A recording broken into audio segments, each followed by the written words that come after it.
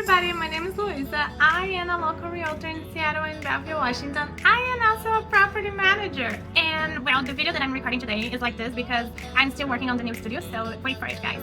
But what I really want to talk about is why you should hire a property management company to help you go through these hard times. Those are hard times for landlords and you really need some help.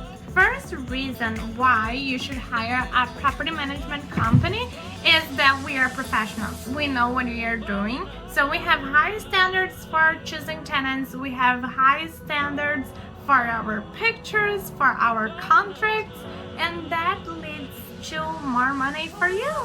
The second reason is to save you money. Imagine how much money you would have to spend with attorneys, contractors, marketing.